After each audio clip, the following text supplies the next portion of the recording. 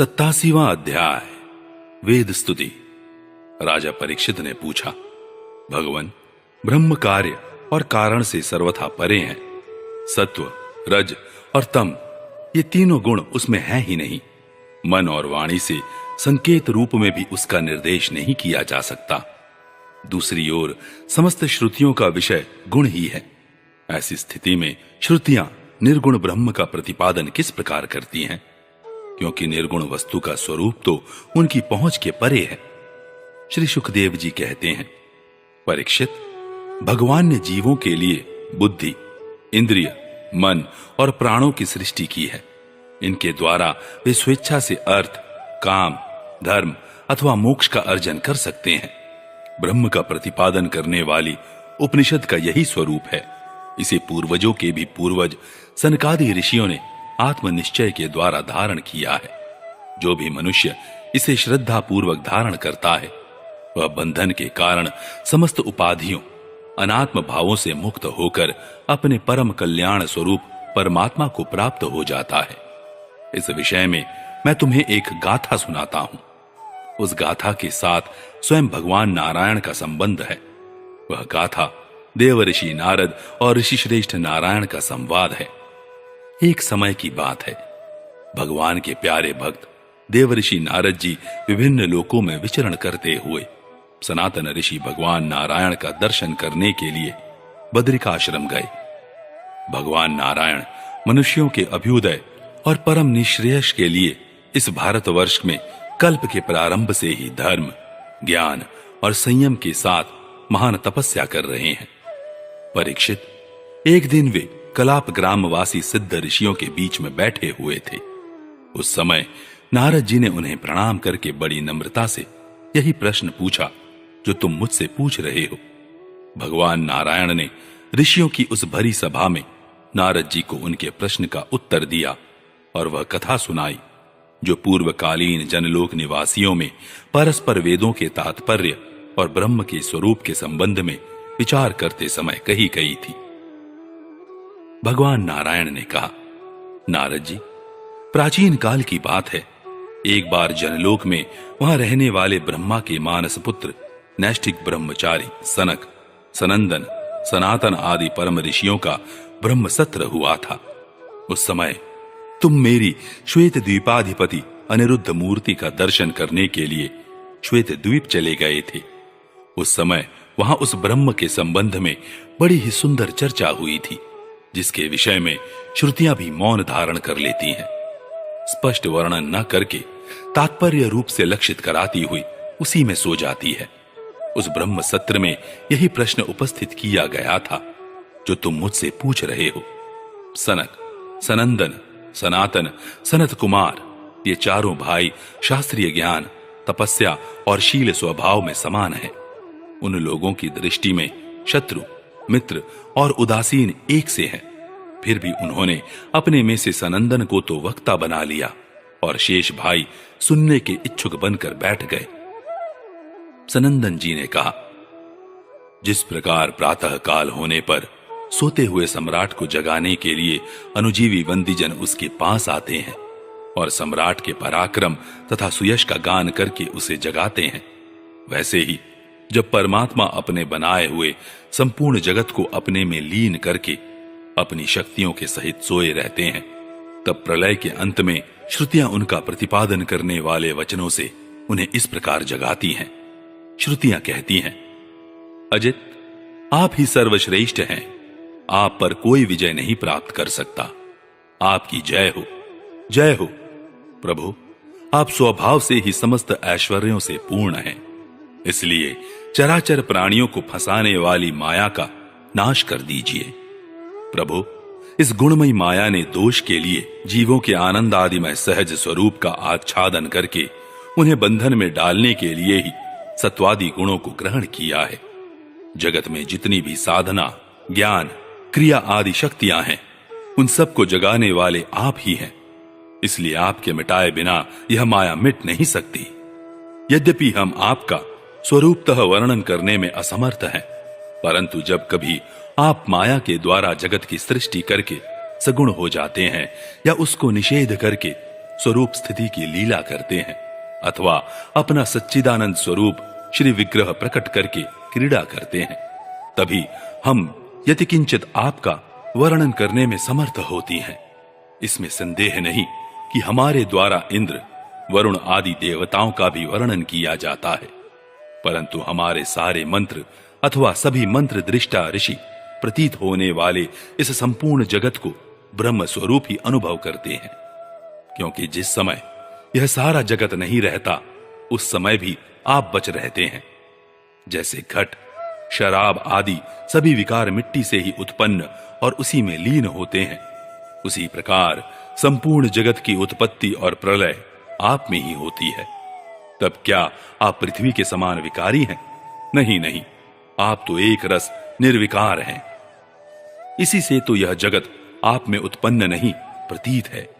इसलिए जैसे घट, शराब आदि का वर्णन भी मिट्टी का ही वर्णन है, वैसे ही इंद्र, वरुण आदि देवताओं का वर्णन भी आपका ही वर्णन है।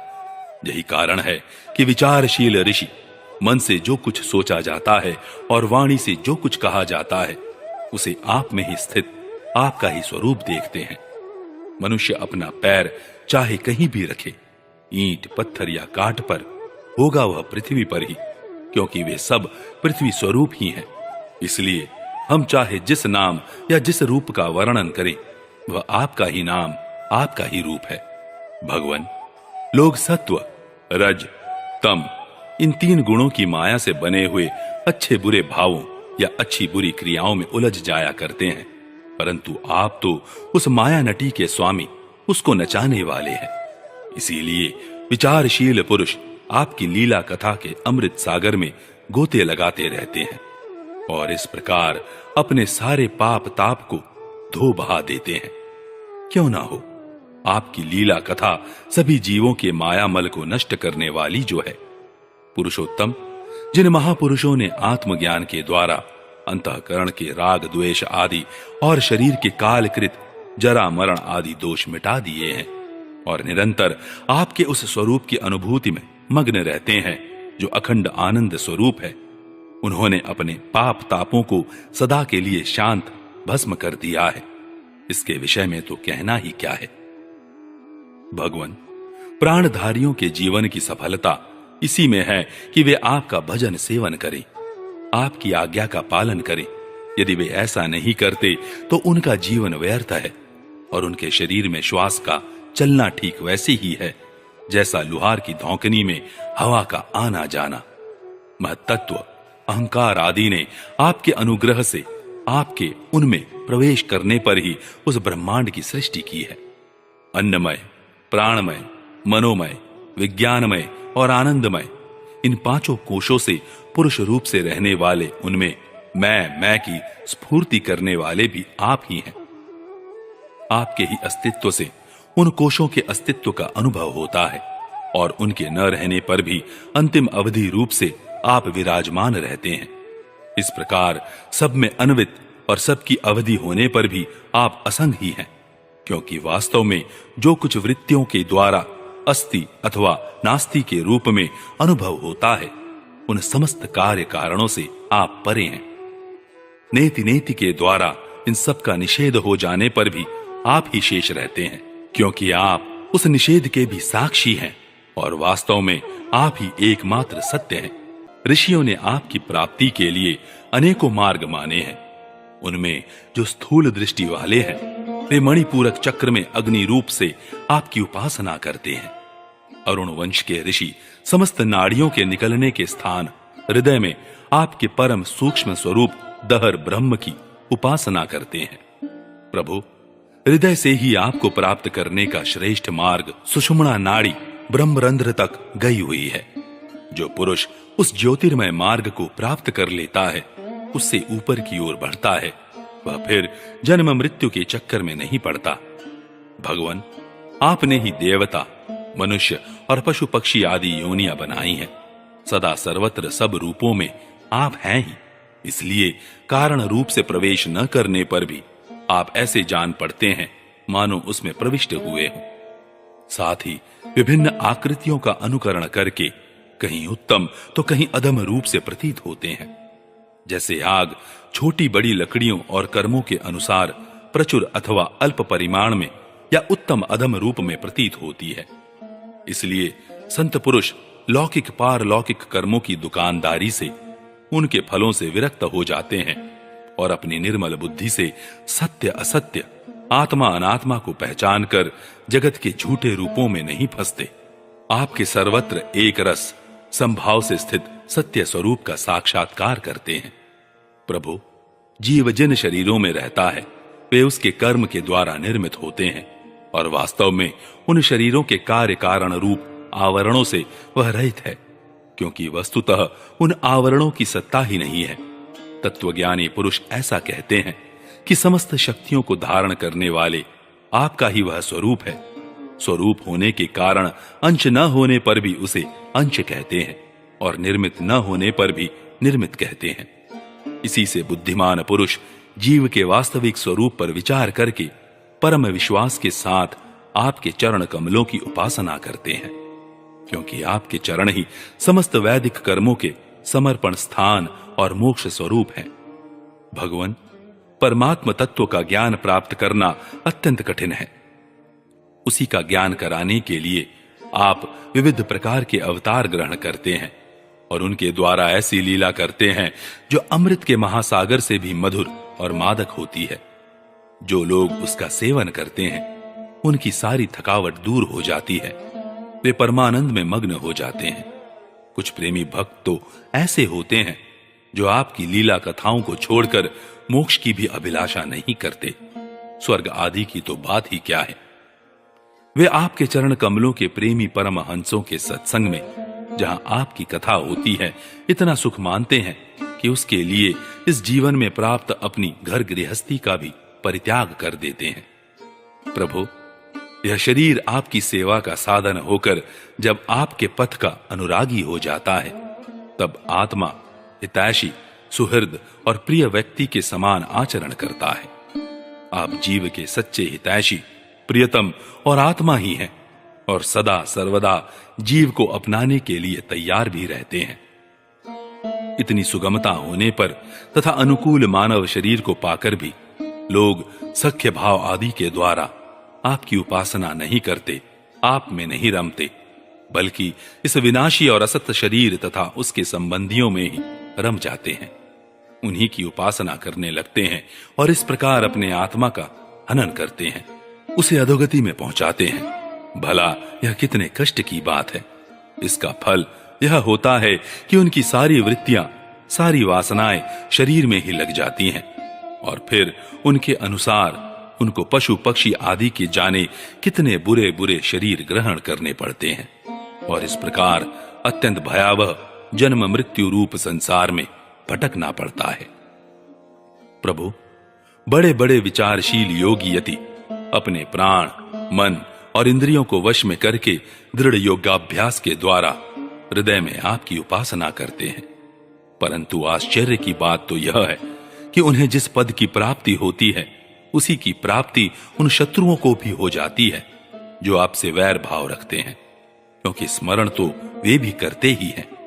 कहां तक कहें भगवान, वे स्त्रियां जो अज्ञानवश आपको परिच्छिन्न मानती हैं और आपकी शेषनाग के समान मोटी, लंबी तथा सुकुमार भुजाओं के प्रति काम भाव से आसक्त रहती हैं, जिस परम पद को प्राप्त करती हैं वही पद हम श्रुतियों को भी प्राप्त होता है।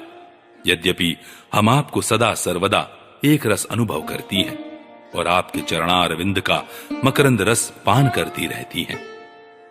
क्यों ना हो, आप समदर्शी जो हैं, आपकी दृष्टि में उपासक के परिच्छिन्न या अपरिच्छिन्न भाव में कोई अंतर नहीं है। भगवान, आप अनादि और अनंत हैं। जिसका जन्म और मृत्यु काल से सीमित है, वह भला आपको कैसे जान सकता है।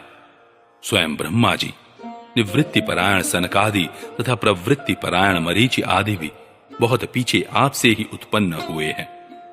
जिस समय आप सबको समेटकर सो जाते हैं, उस समय ऐसा कोई साधन नहीं रह जाता जिससे उनके साथ ही सोया हुआ जीव आपको जान सके, क्योंकि उस समय न तो आकाश आदि स्थूल जगत रहता है और न तो महत्त्वादि सूक्ष्म जगत। इन दोनों से बने हुए शरीर और उनके निमित्त क्षण मुहूर्त आदि काल के अंग भी नहीं रहते। उस समय कुछ भी नहीं रहता, यहां तक कि शास्त्र भी आप में ही समा जाते हैं। प्रभु, कुछ लोग मानते हैं कि असत जगत की उत्पत्ति होती है और कुछ लोग कहते हैं कि सत रूप दुखों का नाश होने पर मुक्ति मिलती है।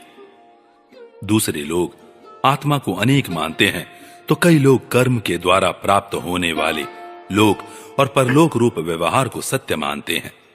इसमें संदेह नहीं कि ये सभी बातें भ्रम मूलक हैं और वे आरोप करके ही ऐसा उपदेश करते हैं। पुरुष त्रिगुणमय है।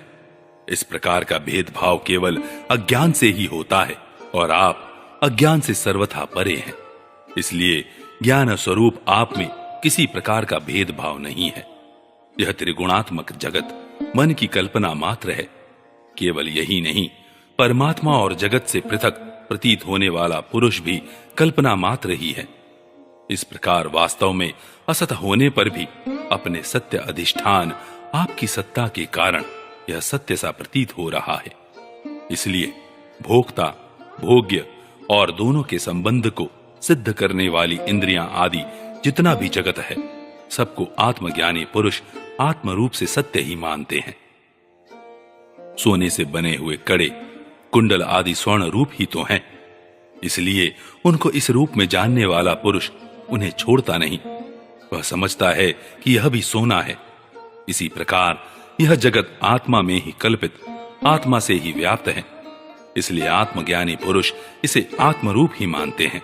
भगवान, जो लोग यह समझते हैं कि आप समस्त प्राणियों और पदार्थों के अधिष्ठान हैं, सबके आधार हैं और सर्वात्म भाव से आपका भजन सेवन करते हैं, वे मृत्यु को तुच्छ समझकर उसके सिर पर लात मारते हैं, अर्थात उस पर विजय प्राप्त कर लेते हैं। जो लोग आपसे विमुख हैं, वे चाहे जितने बड़े विद्वान हो, उन्हें आप कर्मों का प्रतिपादन करने वाली श्रुतियों से पशुओं के समान बांध लेते हैं। इसके विपरीत जिन्होंने आपके साथ प्रेम का संबंध जोड़ रखा है, वे न केवल अपने को बल्कि दूसरों को भी पवित्र कर देते हैं, जगत के बंधन से छुड़ा देते हैं। ऐसा सौभाग्य भला आपसे विमुख लोगों को कैसे प्राप्त हो सकता है? प्रभु, आप मन, बुद्धि और इंद्रिय आदि कारणों से, चिंतन, कर्म आदि के साधनों से सर्वथा रहित हैं।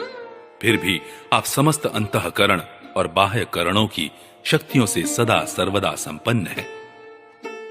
आप स्वतः सिद्ध ज्ञानवान स्वयं प्रकाश हैं। अतः कोई काम करने के लिए आपको इंद्रियों की आवश्यकता नहीं है। जैसे छोटे छोटे राजा अपनी अपनी प्रजा से कर लेकर स्वयं अपने सम्राट को कर देते हैं, वैसे ही मनुष्यों के पूज्य देवता और देवताओं के पूज्य ब्रह्मा आदि भी अपने अधिकृत प्राणियों से पूजा स्वीकार करते हैं और माया के अधीन होकर आपकी पूजा करते रहते हैं। वे इस प्रकार आपकी पूजा करते हैं कि आपने जहां जो कर्म करने के लिए उन्हें नियुक्त कर दिया है, वे आपसे भयभीत रहकर वहीं वह काम करते रहते हैं। नित्य मुक्त आप मायातीत हैं। फिर भी जब अपने ईक्षण मात्र से, संकल्प मात्र से माया के साथ क्रीड़ा करते हैं, तब आपका संकेत पाते ही जीवों के सूक्ष्म शरीर और उनके सुप्त कर्म संस्कार जग जाते हैं और चराचर प्राणियों की उत्पत्ति होती है। प्रभु, आप परम दयालु हैं। आकाश के समान सब में सम होने के कारण न तो कोई आपका अपना है और न तो पराया। वास्तव में तो आपके स्वरूप में मन और वाणी की गति ही नहीं है। आप में कार्य कारण रूप प्रपंच का अभाव होने से बाह्य दृष्टि से आप शून्य के समान ही जान पड़ते हैं, परंतु उस दृष्टि के भी अधिष्ठान होने के कारण आप परम सत्य हैं। भगवान, आप नित्य एक रस हैं। यदि जीव असंख्य हों और सब के सब नित्य एवं सर्वव्यापक हों, तब तो वे आपके समान ही हो जाएंगे। उस हालत में वे शासित हैं और आप शासक। यह बात बन ही नहीं सकती और तब आप उनका नियंत्रण कर ही नहीं सकते। उनका नियंत्रण आप तभी कर सकते हैं जब वे आपसे उत्पन्न एवं आपकी अपेक्षा न्यून हो। इसमें संदेह नहीं कि ये सब के सब जीव तथा इनकी एकता या विभिन्नता आपसे ही उत्पन्न हुई है। इसलिए आप उनमें कारण रूप से रहते हुए भी उनके नियामक हैं। वास्तव में आप उनमें सम रूप से स्थित हैं, परंतु यह जाना नहीं जा सकता कि आपका वह स्वरूप कैसा है, क्योंकि जो लोग ऐसा समझते हैं कि हमने जान लिया, उन्होंने वास्तव में आपको नहीं जाना। उन्होंने तो केवल अपनी बुद्धि के विषय को जाना है, जिससे आप परे हैं। और साथ ही मति के द्वारा जितनी वस्तुएं जानी जाती हैं, वे मतियों की भिन्नता के कारण भिन्न भिन्न होती हैं। इसलिए उनकी दुष्टता एक मत के साथ दूसरे मत का विरोध प्रत्यक्ष ही है। अतएव आपका स्वरूप समस्त मतों के परे है। स्वामिन, जीव आपसे उत्पन्न होता है, यह कहने का ऐसा अर्थ नहीं है कि आप परिणाम के द्वारा जीव बनते हैं। सिद्धांत तो यह है कि प्रकृति और पुरुष दोनों ही अजन्मा हैं, अर्थात उनका वास्तविक स्वरूप जो आप हैं कभी वृत्तियों के अंदर उतरता नहीं, जन्म नहीं लेता। तब प्राणियों का जन्म कैसे होता है? अज्ञान के कारण प्रकृति को पुरुष और पुरुष को प्रकृति समझ लेने से, एक का दूसरे के साथ संयोग हो जाने से, जैसे बुलबुला नाम की कोई स्वतंत्र वस्तु नहीं है, परंतु उपादान कारण जल और निमित्त कारण वायु के संयोग से उसकी सृष्टि हो जाती है। प्रकृति में पुरुष और पुरुष में प्रकृति का अध्यास हो जाने के कारण ही जीवों के विविध नाम और गुण रख लिए जाते हैं। अंत में जैसे समुद्र में नदियां और मधु में समस्त पुष्पों के रस समा जाते हैं, वैसे ही वे सब के सब उपाधि रहित आप में समा जाते हैं। भगवान, सभी जीव आपकी माया से भ्रम में भटक रहे हैं, अपने को आपसे पृथक मानकर जन्म मृत्यु का चक्कर काट रहे हैं। परंतु बुद्धिमान पुरुष इस भ्रम को समझ लेते हैं और संपूर्ण भक्ति भाव से आपकी शरण ग्रहण करते हैं, क्योंकि आप जन्म मृत्यु के चक्कर से छुड़ाने वाले हैं। यद्यपि शीत, ग्रीष्म और वर्षा, इन तीन भागों वाला काल चक्र आपका भ्रूविलास मात्र है, वह सभी को भयभीत करता है, परंतु वह उन्हीं को बार बार भयभीत करता है जो आपकी शरण नहीं लेते, जो आपके शरणागत भक्त हैं। उन्हें भला जन्म मृत्यु रूप संसार का भय कैसे हो सकता है? अजन्मा प्रभु, जिन योगियों ने अपनी इंद्रियों और प्राणों को वश में कर लिया है, वे भी जब गुरुदेव के चरणों की शरण न लेकर उच्छृंखल एवं अत्यंत चंचल मन तुरंग को अपने वश में करने का प्रयत्न करते हैं, तब अपने साधनों में सफल नहीं होते। उन्हें बार बार खेद और सैकड़ों विपत्तियों का सामना करना पड़ता है। केवल श्रम और दुख ही उनके हाथ लगता है। उनकी ठीक वही दशा होती है जैसी समुद्र में बिना कर्णधार की नाव पर यात्रा करने वाले व्यापारियों की होती है। भगवान, आप अखंड आनंद स्वरूप और शरणागतों के आत्मा हैं। आपके रहते स्वजन, पुत्र, देह, स्त्री, धन, महल, पृथ्वी, प्राण और रथ आदि से क्या प्रयोजन है? जो लोग इस सत्य सिद्धांत को न जानकर स्त्री पुरुष के संबंध से होने वाले सुखों में ही रम रहे हैं, उन्हें संसार में भला ऐसी कौन सी वस्तु है जो सुखी कर सके? क्योंकि संसार की सभी वस्तुएं स्वभाव से ही विनाशी हैं, एक न एक दिन मटियामेट हो जाने वाली हैं। और तो क्या, वे स्वरूप से ही सारहीन और सत्ताहीन हैं। वे भला क्या सुख दे सकती हैं? भगवान, जो ऐश्वर्य, लक्ष्मी, विद्या, जाति, तपस्या आदि के घमंड से रहित हैं, वे संत पुरुष इस पृथ्वी तल पर परम पवित्र और सबको पवित्र करने वाले पुण्यमय सच्चे तीर्थ स्थान हैं, क्योंकि उनके हृदय में आपके चरणारविंद सर्वदा विराजमान रहते हैं। और यही कारण है कि उन संत पुरुषों का चरणामृत समस्त पापों और तापों को सदा के लिए नष्ट कर देने वाला है। भगवान, आप नित्य आनंद स्वरूप आत्मा ही हैं।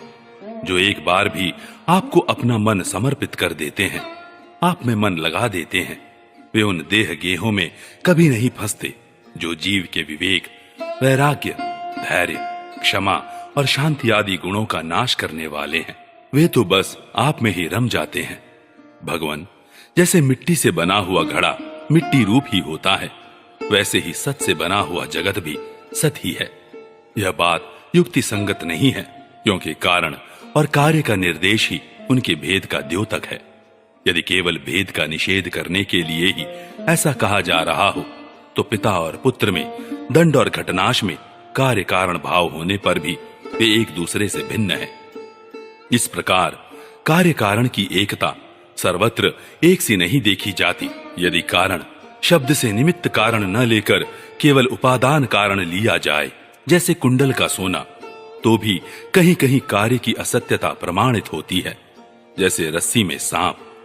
यहां उपादान कारण के सत्य होने पर भी उसका कार्य सर्प सर्वथा असत्य है।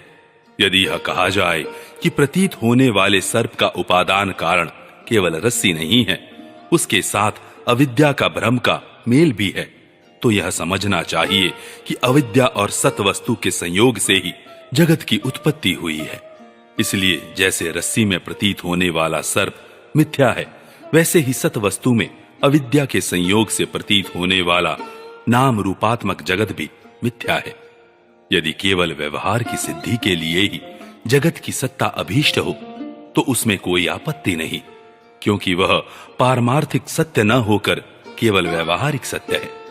यह भ्रम व्यवहारिक जगत में माने हुए काल की दृष्टि से अनादि है और अज्ञानी जन बिना विचार किए पूर्व के भ्रम से प्रेरित होकर अंध परंपरा से इसे मानते चले आ रहे हैं। ऐसी स्थिति में कर्म फल को सत्य बतलाने वाली श्रुतियां केवल उन्हीं लोगों को भ्रम में डालती हैं जो कर्म में जड़ हो रहे हैं और यह नहीं समझते कि इनका तात्पर्य कर्म फल की नित्यता बतलाने में नहीं, बल्कि उनकी प्रशंसा करके उन कर्मों में लगाने में है। भगवान, वास्तविक बात तो यह है कि यह जगत उत्पत्ति के पहले नहीं था और प्रलय के बाद नहीं रहेगा। इससे यह सिद्ध होता है कि यह बीच में भी एक रस परमात्मा में मिथ्या ही प्रतीत हो रहा है। इसी से हम श्रुतियां इस जगत का वर्णन ऐसी उपमा देकर करती हैं कि जैसे मिट्टी में घड़ा, लोहे में शस्त्र और सोने में कुंडल आदि नाम मात्र हैं, वास्तव में मिट्टी, लोहा और सोना ही है, वैसे ही परमात्मा में वर्णित जगत नाम मात्र है, सर्वथा मिथ्या और मन की कल्पना है। इसे नासमझ मूर्ख ही सत्य मानते हैं। भगवान, जब जीव माया से मोहित होकर अविद्या को अपना लेता है, उस समय उसके स्वरूप भूत आनंदादि गुण ढक जाते हैं। वह गुणजन्य वृत्तियों, इंद्रियों और देहों में फंस जाता है तथा उन्हीं को अपना आपा मानकर उनकी सेवा करने लगता है। अब उनकी जन्म मृत्यु में अपनी जन्म मृत्यु मानकर उनके चक्कर में पड़ जाता है। परंतु प्रभु, जैसे सांप अपने केंचुल से कोई संबंध नहीं रखता, उसे छोड़ देता है, वैसे ही आप माया अविद्या से कोई संबंध नहीं रखते, उसे सदा सर्वदा छोड़े रहते हैं। इसी से आपके संपूर्ण ऐश्वर्य सदा सर्वदा आपके साथ रहते हैं। अणिमा आदि अष्ट सिद्धियों से युक्त परमैश्वर्य में आपकी स्थिति है। इसी से आपका ऐश्वर्य, धर्म, यश, श्री, ज्ञान और वैराग्य अपरिमित है, अनंत है। वह देश, काल और वस्तुओं की सीमा से आबद्ध नहीं है। भगवान, यदि मनुष्य योगी यति होकर भी हृदय की विषय वासनाओं को उखाड़ नहीं फेंकते, तो उन असाधकों के लिए आप हृदय में रहने पर भी वैसे ही दुर्लभ है जैसे कोई अपने गले में मणि पहने हुए हो, परंतु उसकी याद न रहने पर उसे ढूंढता फिरे इधर उधर। जो साधक अपनी इंद्रियों को तृप्त करने में ही लगे रहते हैं, विषयों से विरक्त नहीं होते, उन्हें जीवन भर और जीवन के बाद भी दुख ही दुख भोगना पड़ता है, क्योंकि वे साधक नहीं, दंभी हैं। एक तो अभी उन्हें मृत्यु से छुटकारा नहीं मिला है, लोगों को रिझाने, धन कमाने आदि के क्लेश उठाने पड़ रहे हैं, और दूसरे आपका स्वरूप न जानने के कारण अपने धर्म कर्म का उल्लंघन करने से परलोक में नरक आदि प्राप्त होने का भय भी बना ही रहता है। भगवान, आपके वास्तविक स्वरूप को जानने वाला पुरुष आपके दिए हुए पुण्य और पाप कर्मों के फल, सुख एवं दुखों को नहीं जानता, नहीं भोगता। वह भोग्य और भोक्तापन के भाव से ऊपर उठ जाता है। उस समय विधि निषेध के प्रतिपादक शास्त्र भी उससे निवृत्त हो जाते हैं, क्योंकि वे देहाभिमानियों के लिए हैं। उनकी ओर तो उसका ध्यान ही नहीं जाता। जिसे आपके स्वरूप का ज्ञान नहीं हुआ है, वह भी यदि प्रतिदिन आपकी प्रत्येक युग में की हुई लीलाओं, गुणों का गान सुन सुनकर उनके द्वारा आपको अपने हृदय में बैठा लेता है, तो अनंत अचिंत्य दिव्य गुणगणों के निवास स्थान प्रभु, आपका वह प्रेमी भक्त भी पाप पुण्यों के फल, सुख दुखों और विधि निषेधों से अतीत हो जाता है, क्योंकि आप ही उनकी मोक्ष स्वरूप गति हैं। भगवान, स्वर्गादि लोकों के अधिपति इंद्र, ब्रह्मा प्रभृति भी आपकी था आपका पार न पा सके। और आश्चर्य की बात तो यह है कि आप भी उसे नहीं जानते, क्योंकि जब अंत है ही नहीं तब कोई जानेगा कैसे। प्रभु, जैसे आकाश में हवा से धूल के नन्हे नन्हे कण उड़ते रहते हैं, वैसे ही आप में काल के वेग से अपने से उत्तरोत्तर 10 गुने 7 आवरणों के सहित असंख्य ब्रह्मांड एक साथ ही घूमते रहते हैं। तब भला आपकी सीमा कैसे मिले? हम श्रुतियां भी आपके स्वरूप का साक्षात वर्णन नहीं कर सकती। आपके अतिरिक्त वस्तुओं का निषेध करते करते अंत में अपना भी निषेध कर देती हैं और आप में ही अपनी सत्ता खोकर सफल हो जाती हैं। भगवान नारायण ने कहा, देवर्षि, इस प्रकार सनकादि ऋषियों ने आत्मा और ब्रह्म की एकता बतलाने वाला उपदेश सुनकर आत्मा स्वरूप को जाना और नित्य सिद्ध होने पर भी इस उपदेश से कृतकृत्य से होकर उन लोगों ने सनंदन की पूजा की। नारद, सनकादि ऋषि सृष्टि के आरंभ में उत्पन्न हुए थे, अतएव वे सबके पूर्वज हैं। उन आकाशगामी महात्माओं ने इस प्रकार समस्त वेद, पुराण और उपनिषदों का रस निचोड़ लिया है। यह सबका सार सर्वस्व है। देवर्षि, तुम भी उन्हीं के समान ब्रह्मा के मानस पुत्र हो, उनकी ज्ञान संपत्ति के उत्तराधिकारी हो। तुम भी श्रद्धा के साथ इस ब्रह्मात्म विद्या को धारण करो और स्वच्छंद भाव से पृथ्वी में विचरण करो। यह विद्या मनुष्यों की समस्त वासनाओं को भस्म कर देने वाली है। श्री सुखदेव जी कहते हैं, परीक्षित, देवर्षि नारद बड़े संयमी, ज्ञानी, पूर्ण काम और नैष्ठिक ब्रह्मचारी हैं। वे जो कुछ सुनते हैं उन्हें उसकी धारणा हो जाती है। भगवान नारायण ने उन्हें जब इस प्रकार उपदेश किया तब उन्होंने बड़ी श्रद्धा से उसे ग्रहण किया और उनसे यह कहा। देवर्षि नारद ने कहा, भगवान, आप सच्चिदानंद स्वरूप श्री कृष्ण हैं। आपकी कीर्ति परम पवित्र है। आप समस्त प्राणियों के परम कल्याण, मोक्ष के लिए कमनीय कलावतार धारण किया करते हैं। मैं आपको नमस्कार करता हूं। परीक्षित, इस प्रकार महात्मा देवर्षि नारद आदि ऋषि भगवान नारायण को और उनके शिष्यों को नमस्कार करके स्वयं मेरे पिता श्री कृष्ण द्वैपायन के आश्रम पर गए।